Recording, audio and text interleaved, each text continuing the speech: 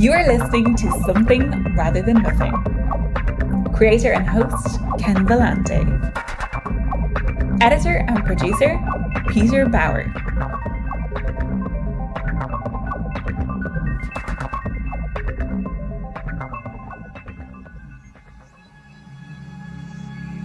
I think I loved who I thought that you were. Now I must think it over. You never were who I thought you were. Never my four-leaf clover. I painted my dreams on the canvas. You seemed under fresh paint, hidden figures. Layers on layers that I could not believe. Never my pretty picture. You were never my pretty picture. Four-leaf clover. Ever after happily. Star-crossed lover. Endless summer. Flesh and blood fantasy. We stared up at the sky and we didn't know why, but I thought we were made for forever. But I look in your eye, just the truth you denied. Never my star-crossed lover. On that hot day in July, on the beach you took my heart in your hand and you held her. But when leaves turn to gold, all your lies they got told. Never my endless summer. You were never my pretty picture. Four-leaf clover. Ever after happily. Star-crossed lover. Endless summer. Flesh and blood fantasy. You were never mine, never mine. You were never mine, never mine. You were never mine, never mine. Never mine, never mine, never mine. You were never my pretty picture. Four-leaf clover. Ever after happily. Star-crossed lover. Endless summer. Flesh and blood fantasy.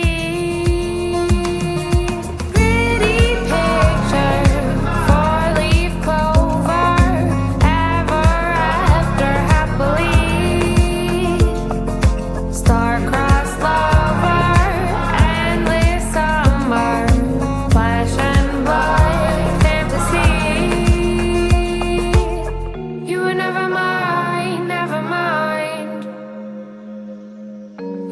mind, never mind. Never mind, never mind. We got Blair Borax who performed that song. It's off her album, Keep Walking. Blair, I'm very excited to have you on Something Rather Than Nothing. Welcome to the show. Thank you. Thanks for having me. I'm excited to be here. Yeah, it's always great to talk about art, philosophy, and creating things, and in the music you create. I was telling you before we went on here. Just really love this album. Keep Walking came out this year, and a beautiful photo in cover art and beautiful music. Tell us a little about Keep Walking, this album. Well, thank you so much. I appreciate it. I'm glad you've enjoyed it. I released Keep Walking on June 10th, 2022. It was also the day that I quit my job as a teacher. Well, really, I gave them notice way in advance, but it was my last day of work as a teacher, and I decided to release the album on the same day, which was maybe a bit crazy thing to do or something. But that's kind of how I roll. So it was kind of leaping into my music career as far as like that timing goes. And the album, it's 9 songs. It's my debut full-length album. And I recorded it, produced it with James Via at Groundswell Studios. So it was very much a collaboration in that way. It's obviously, you can hear it's not just me and my guitar. He helped a lot with the arrangements and played most of the instruments. He's a very multi-talented person, and I'm super grateful to get to work with him.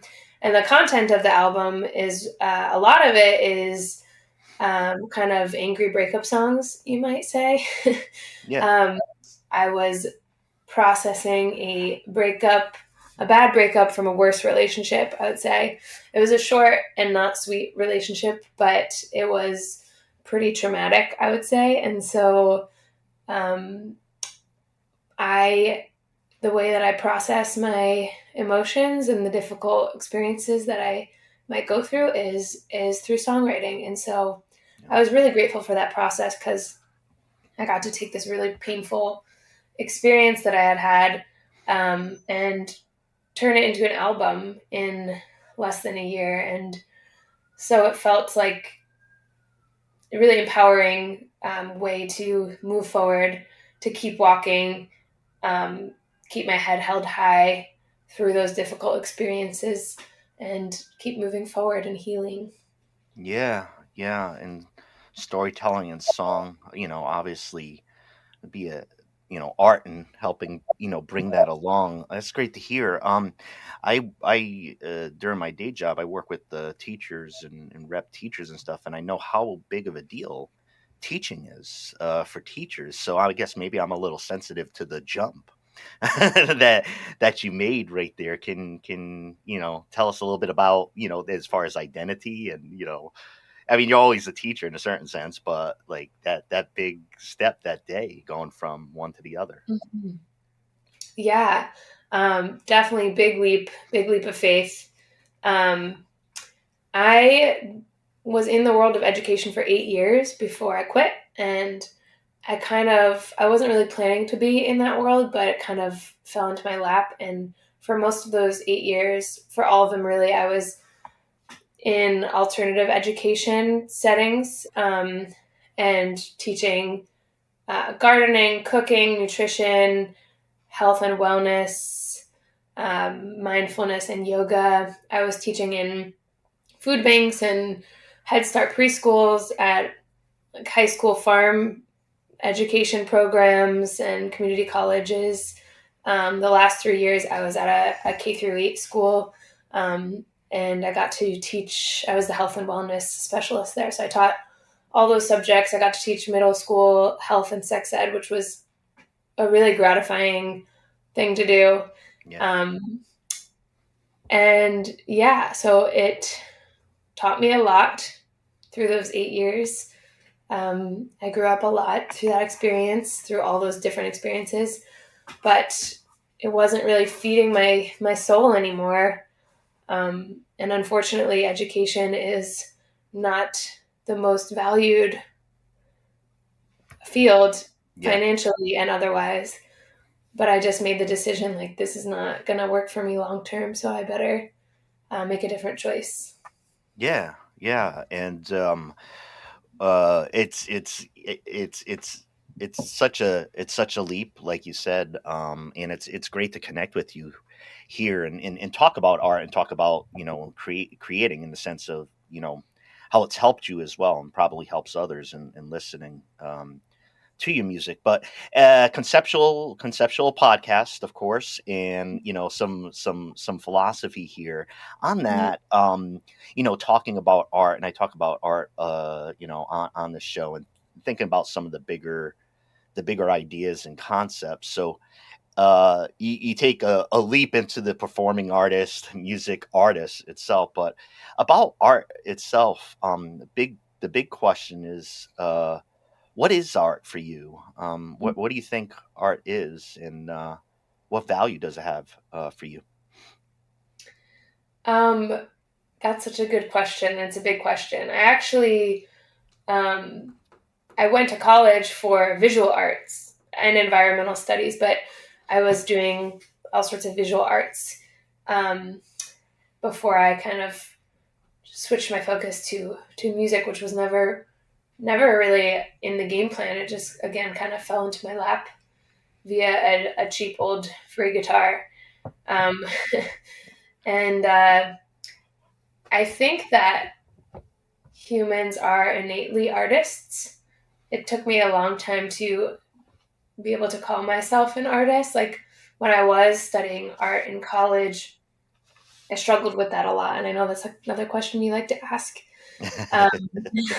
Jumped the gun. But it took me a long time to use that term to describe myself, because I kind of felt like, I don't know, I have to get to a certain place, or I have to be good enough. Some unnamed place. I don't know what that place is. I don't think it actually exists, because I think humans are innately creative, and part of the creative process is, for me, making meaning out of the human experience and making meaning out of this one life that we all live. I think that's the philosophy part for me, that it's human to try to make meaning out of things. And art for me helps me do that.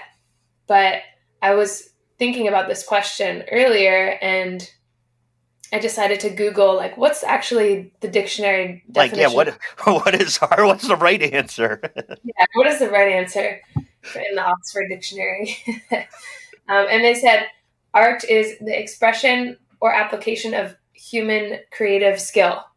And I thought that, and then they went on to say painting, drawing, that kind of thing. But I think we should broaden our definition of what art is, because creativity can be so many different forms. Like I think of my dad, who's an engineer, which is not my art at all. Like that's like way over my head, and it doesn't connect with me at all. But maybe that's his art, of being able to be a creator in that way, an inventor, in a more like technical sense.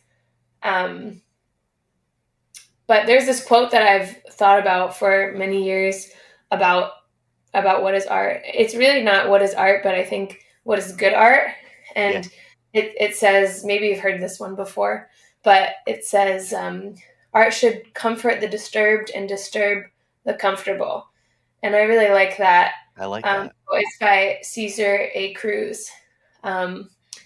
And I think that that's a cool way to look at it, because for my art personally, it's all like in the feelings. For me, it's all comes from the feelings, and I hope to make people or help people feel things. And I write a lot of songs about my experience of being a woman, and I think some of those songs can hopefully will comfort other women who've had similar experiences, and might make men a little bit uncomfortable. To the point where they're questioning what their role in that dynamic is. Yeah. If that makes sense.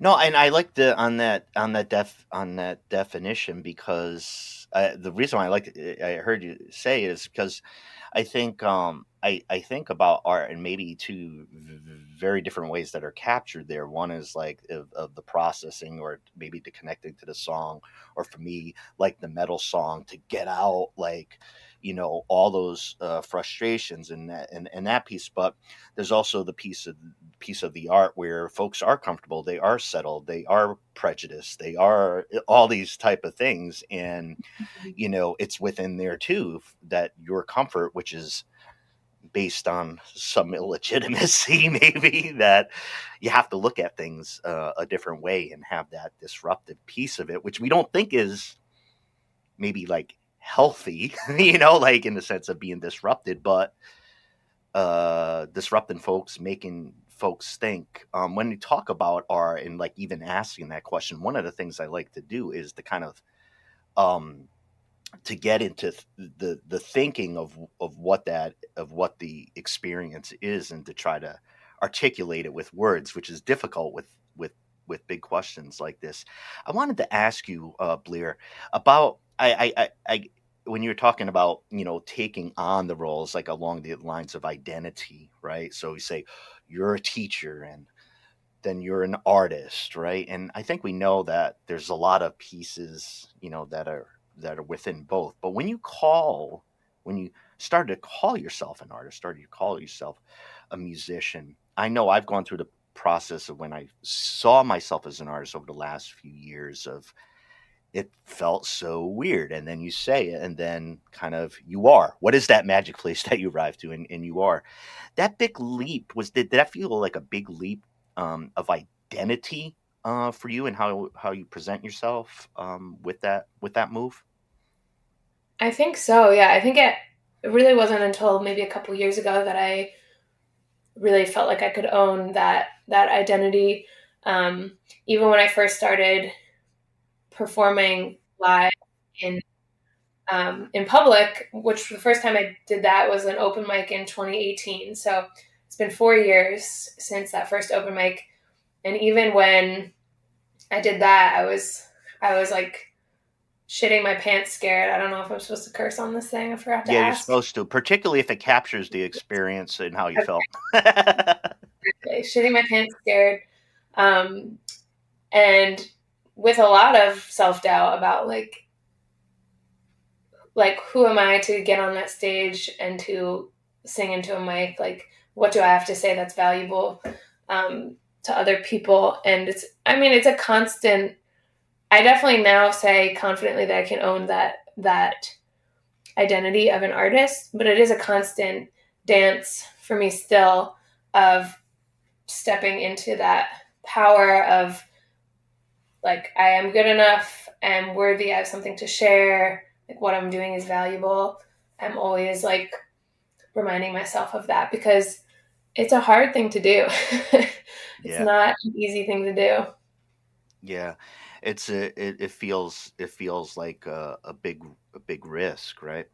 Mm-hmm. Um, the role of art, which is a question I asked that's related to this, I think we might have popped into this. I mean, as far as maybe helping or disrupting, about the role of art. Does the role of art feel different, or you think it's actually different, say, now than it's been historically? I think just maybe modern events and people reacting to, such as the pandemic, Mm-hmm. environmental crisis, things of this nature. Do you think art's different, or might have a different role now, or is it kind of this is the environment that humans create things generally? Do you think anything's different nowadays?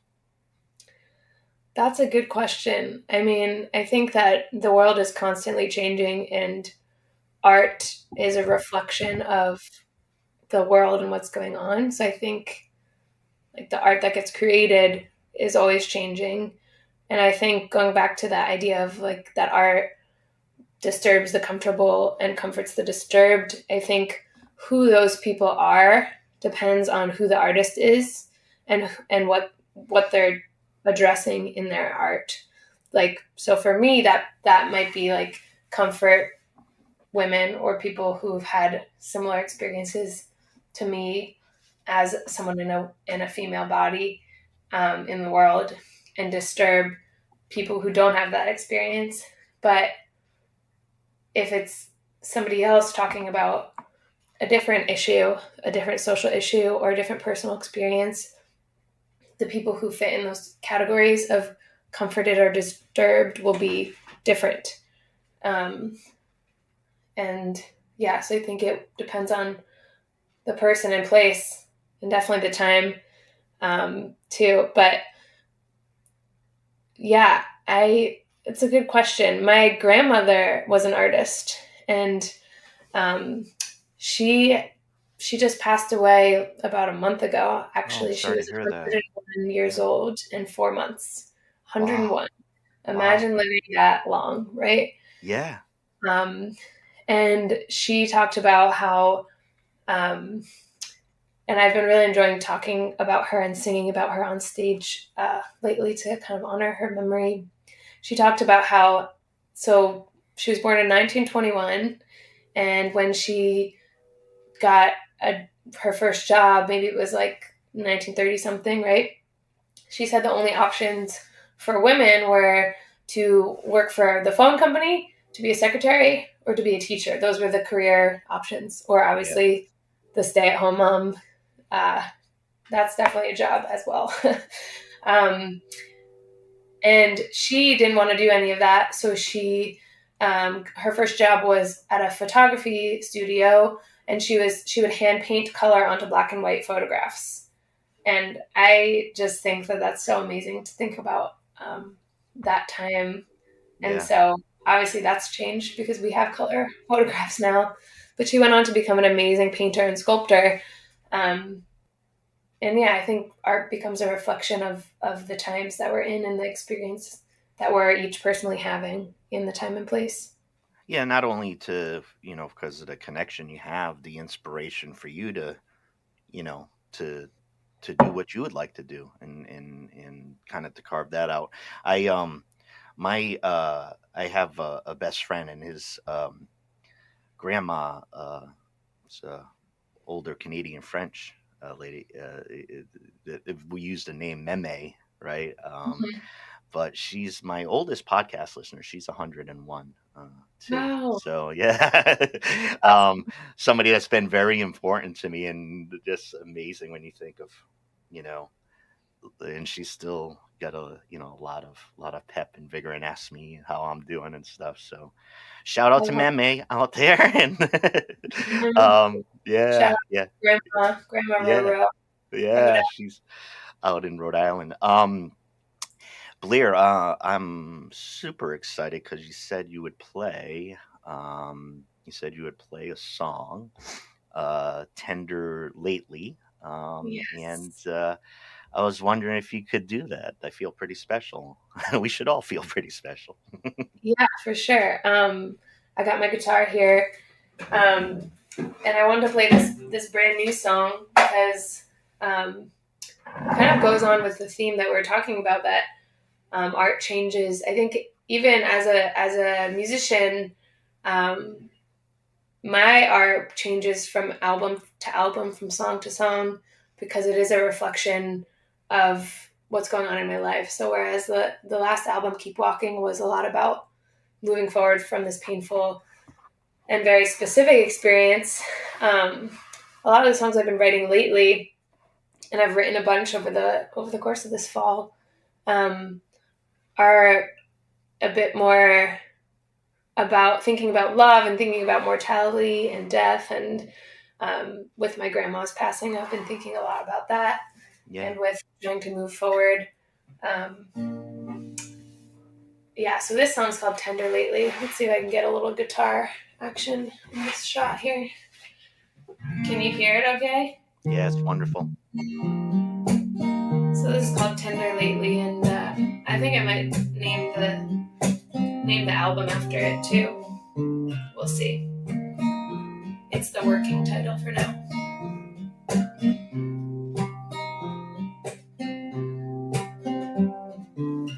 I've been feeling tender lately, thinking you don't want to be my baby. I've been nearly going crazy,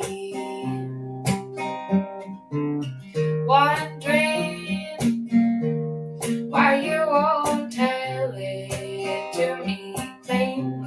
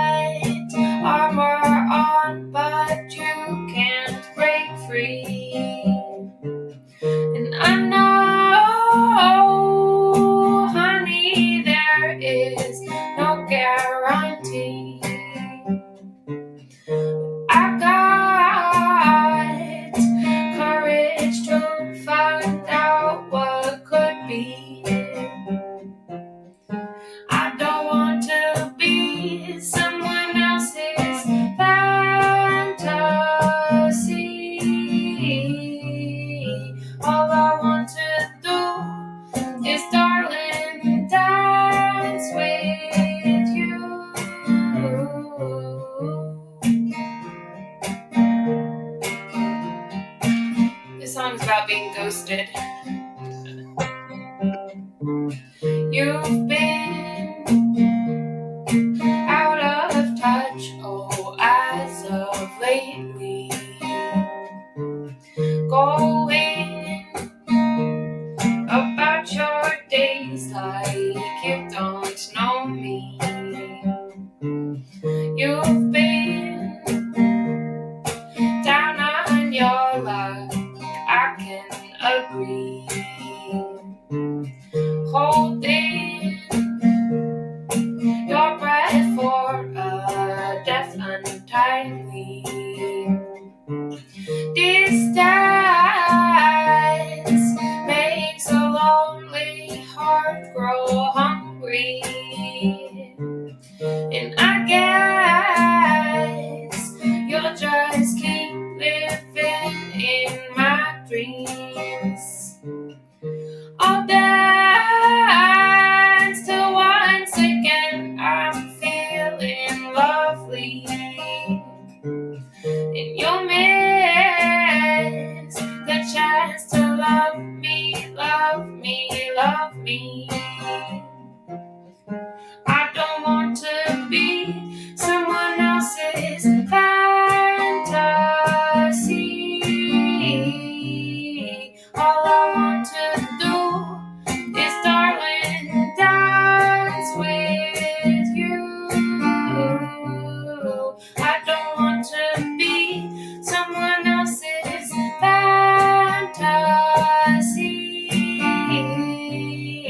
All I want to do is, honey, dance with you.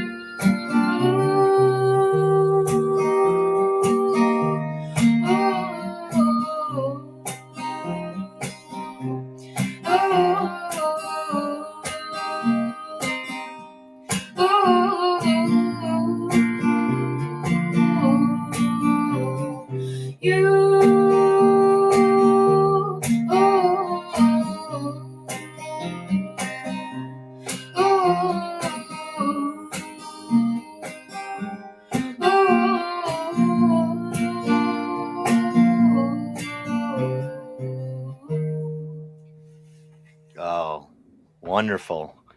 Thank you Thanks. so much, Blair. That's incredible. Thank you for playing. Um, tell us about tell us about the new stuff coming out, and folks. A lot of listeners here in the Pacific Northwest, and Blair's based in Oregon, and I know you got a show. This podcast will come out before your show and right around the time of some new music. What's going on in December for you? Yeah, I am going to be releasing a new single called Delight Me in December. So after I wrote this album, Keep Walking, there was lots of breakup songs. I wanted to think about what I want moving forward, how I want to find love. And I wrote this song. We'll play it at the end, right? Yeah. That song? Yeah, cool. I wrote the song and then I realized that I was still kind of talking about what I don't want, but it's a bit of a process of elimination. But I am releasing that song, Delight Me, on December 9th, and I'll be playing a couple shows in the Pacific Northwest with Hallie Gregg, who is an artist based in Seattle.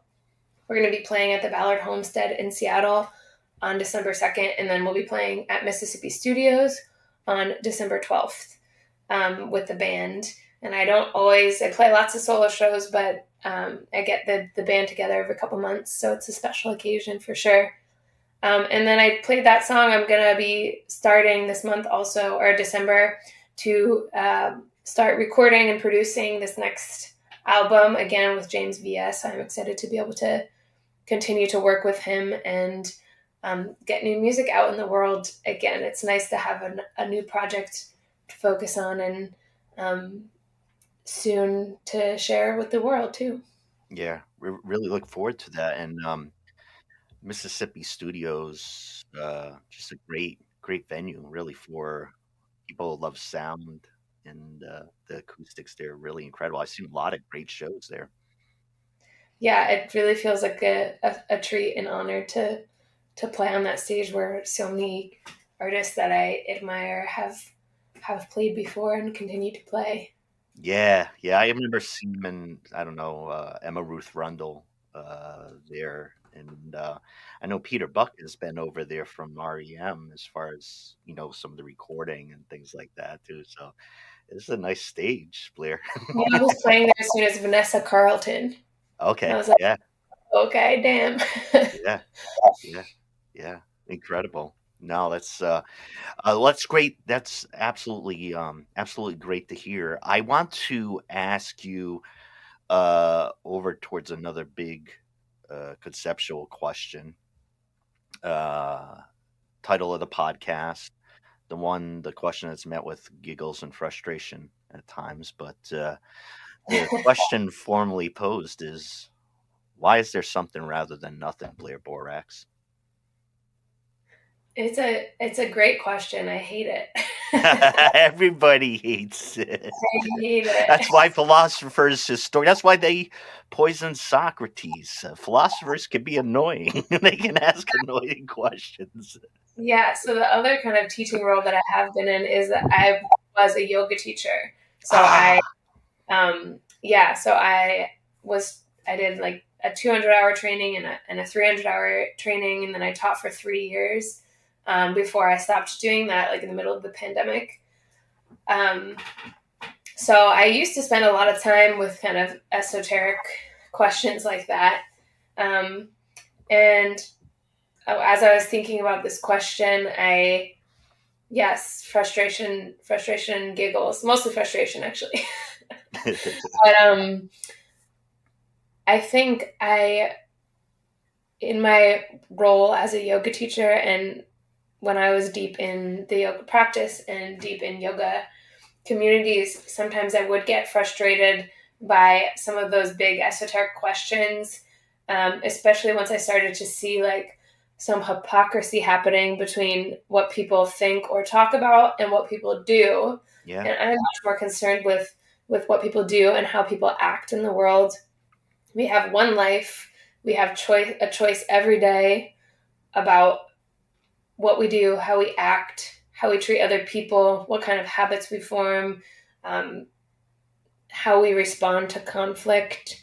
And I think that is a lot more important than like esoteric yeah, philosophy conversation. But as I was thinking that through, I think in a way that is also answering your question, because I think there is something rather than nothing, because exactly that, we have one life, whether it's 5 years or 101 years, hopefully not 5 years.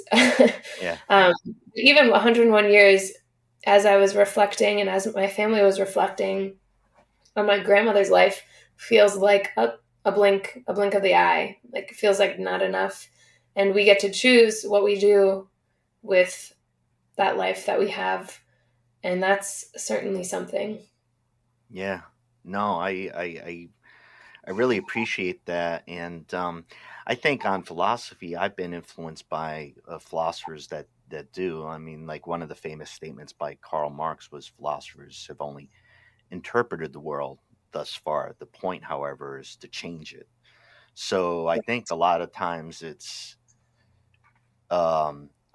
I guess maybe when it comes to philosophy, for me, it's the both, right? It's the using of like the brain power, maybe to figure out or try to get at some of those esoteric things. But I think what you're talking about, if you find out what somebody thinks and you find out what they're saying, whether it's in the yoga community or church community or whatever, well, once you've said it, I think we probably might share this is like, okay, you said it, and what's the doing? What's Now the what? acting?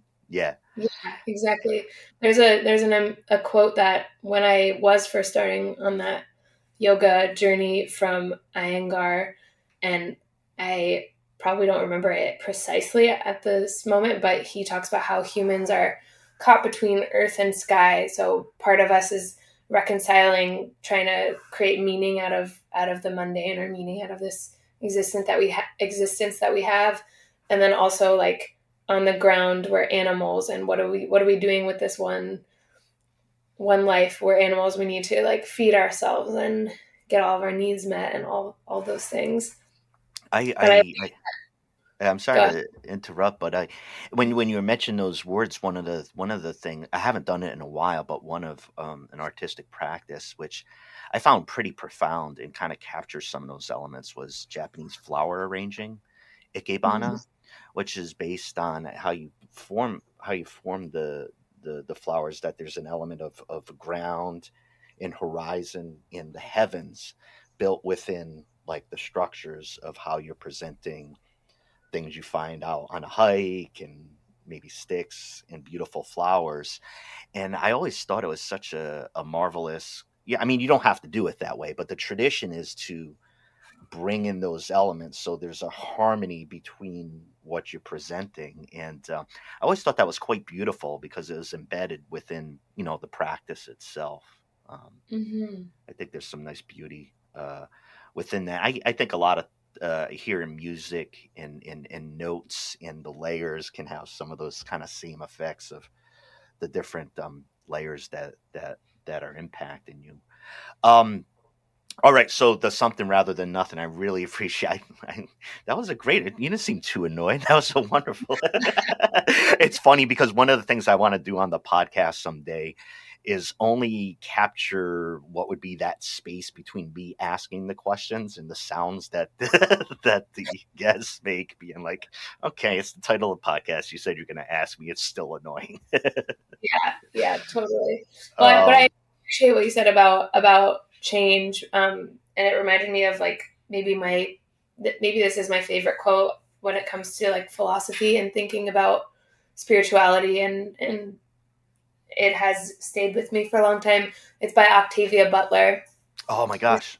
a writer. Yeah, she wrote Parable of the Sower, Parable of the Talents, which is kind of like a prophetic book in a way.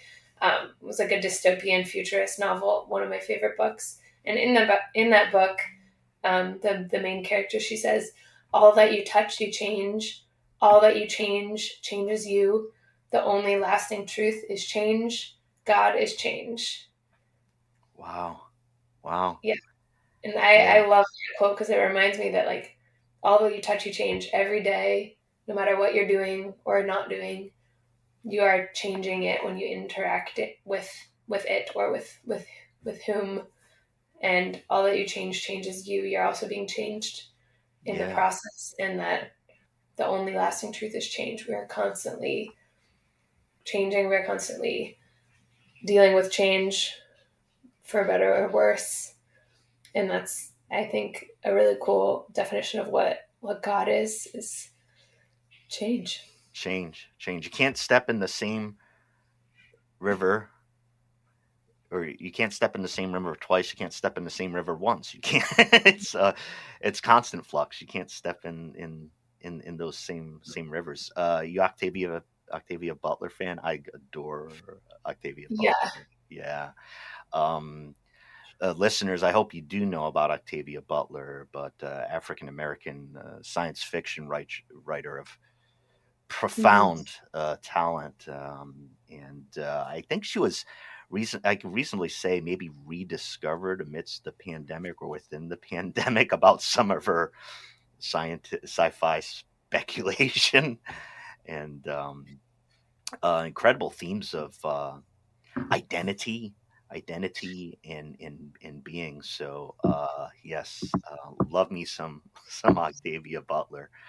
um One of the things I wanted to ask you about, Blair, is what has been the I cover a lot of kind of like Portland music. It just ends up where a lot of listeners in Oregon and in Portland.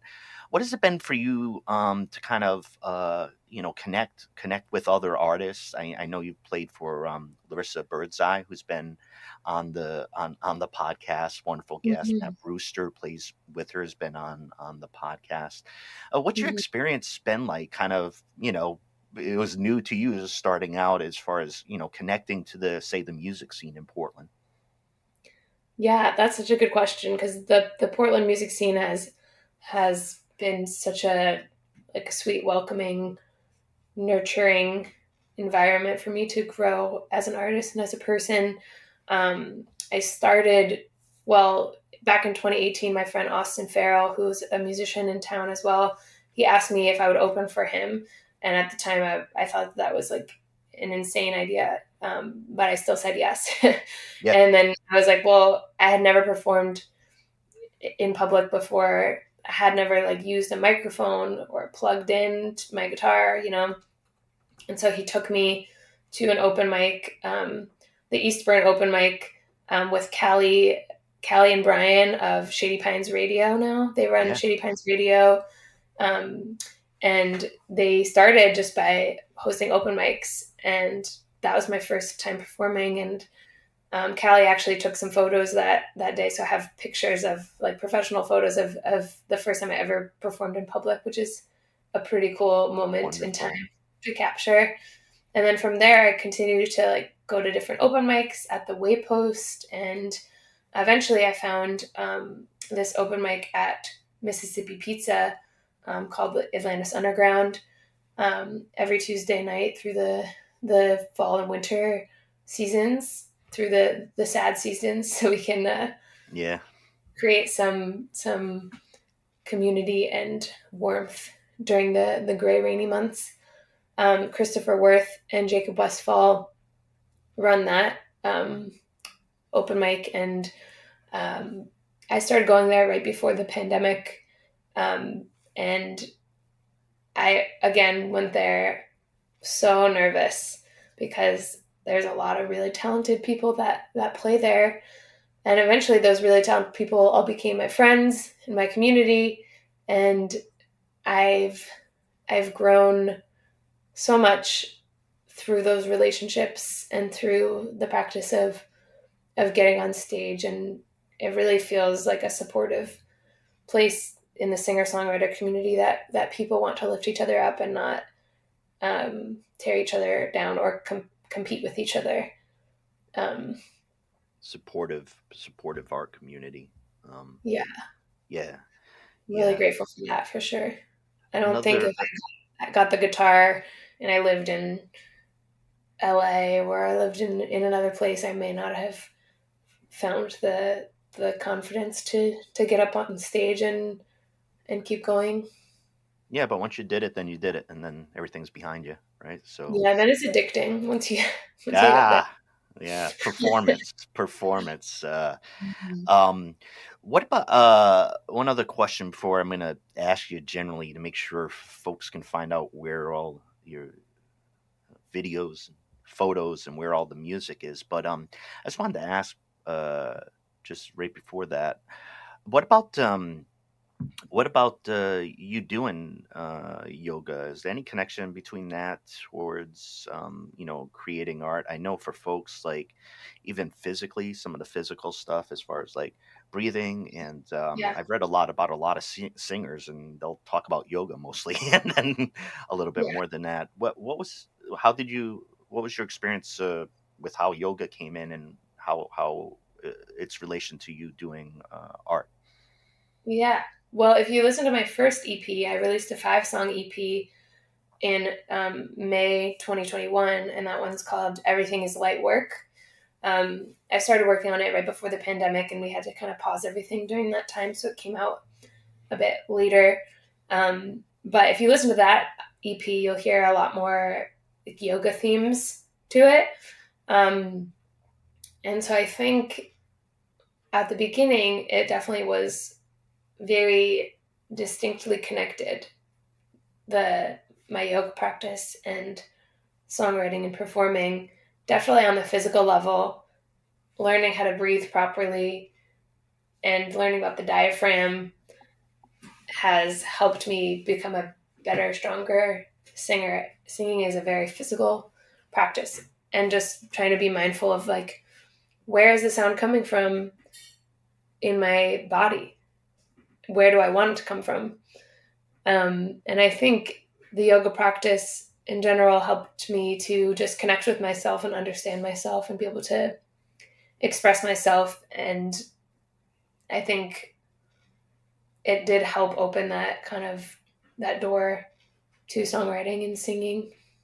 Yeah, I'm glad to hear that. I've done yoga myself, and it's really helped. The biggest thing for me is I've noticed that it's helped me control the pace of my breathing and breathing through my nose, where the Mm-hmm. actual breathing practice I was engaged in was creating the anxiety of fast breathing. So is the chicken or the egg type of thing. Am I breathing off because I'm anxious, or is the breathing is I'm anxious that creates the breathing? And I know yoga has been a big help for me with that and breathing techniques. All right, Blair, where does everybody go to find, best find your music? I know you're in Bandcamp and like your visuals on Instagram. I know you're very interested in display a lot of beautiful photography, of which some of you're the subject of. So tell people like where to find you. Yeah, if you Google my name, Blair Borax, you'll find me in all sorts of places. You can find me. You can find my music on Spotify, Apple Music, Bandcamp, wherever you listen. Tidal, wherever you listen to your music. Um, you can follow me on Instagram, or more recently TikTok. I'm trying to get on the TikTok thing. Woo! Both of those handles are Blair Art Thou, and that's where I keep updated about upcoming shows and music releases, and just kind of more personally what's happening in my life. It's where I keep in contact with friends and fans, and I do enjoy the sharing on Instagram. And yeah, you can also find my upcoming calendar on my website, blairborax.com, as well as bands in town. And I've got an online merch shop. You can purchase CDs and vinyl records and merch if you want to. Yeah. No, that's wonderful. Thanks for letting us know. One thing I wanted to mention you, I like Blair and Thou. One of my favorite philosophy works is by the Jewish philosopher Martin Buber, and he wrote Mhm. I and Thou. And Okay. not a well-known work nowadays. I think it was much more popular during the heyday of mid 20th century existentialism, but a really beautiful book about our relationship as humans between people and be things and things, and the idea that what we want to establish is an I and thou relationship as opposed to the Mhm. relationships that we have. So when I see your Instagram, I think of I and thou and Blair and thou. So just my philosopher brain, I figure I'd convey That's that to cool. you. I came up with that in high school somehow, and it stood the test of time. Yeah, yeah, it's really cool. And yeah, folks, Martin Buber is a great Jewish seen as an existentialist philosopher of last century, and the book I and Thou about relationships, how we relate to folks. So Blair Borax, I got to tell you, as you know, I tend to be an enthusiast and love the art and the artists that I bring on, and I find your music very impactful. I very much looking forward to seeing you live and hear the new music you got coming out. So thanks for spending the time, and actually thanks for playing. It's really special kind of thing for the show and for the listeners to to hear what you're playing right from you and hear what you're thinking about in your kind of your story. So I wanted to thank you deeply, Blair, for coming on to the podcast. Thank you so much for having me, Ken. It's been a pleasure. Yeah, yeah. Oh, and one more thing, Blair. We're gonna have a track at the end of Mm. this. Did you want to tell folks a little bit about that track? Yeah, this song's called Delight Me. I mentioned it a little bit before. It's about moving forward, trying to find love, kind of a little bit of what I want and a lot of bit of what I don't want, process of elimination. But it's a joyful, cutesy tune, and I hope you enjoy it. It'll be out on all platforms on December 9th, 2022. That's wonderful. Here's for joyful, cutesy tunes. Yes. Blair Borax, thank you so much. It's a great pleasure to meet you and to enjoy your art. Thank you, Ken. I appreciate it.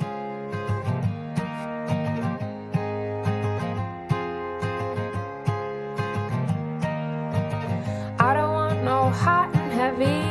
Give me your slow and steady. I don't want no fast and fury.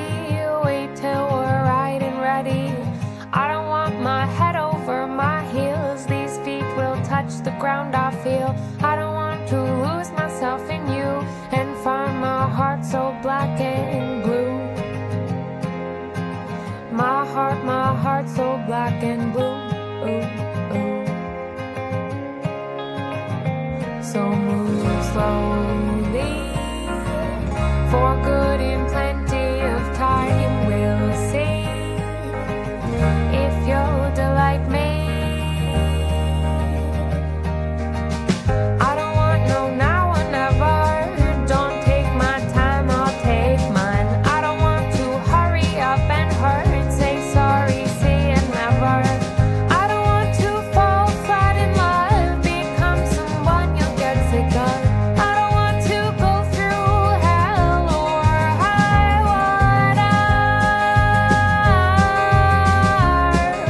High water.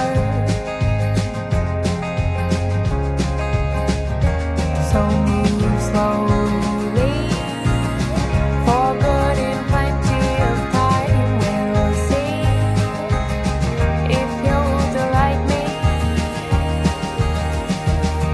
But you can't rush a river. You can't storm the sea. So wait for me like winter for water. If you want to move with me, so move slowly, for good in plenty of time. We'll see if you'll delight me. Slowly, for good in plenty of time. We'll see if you'll delight me. Slowly, for good in plenty of time. We'll see if you'll delight me. This is Something Rather Than Nothing.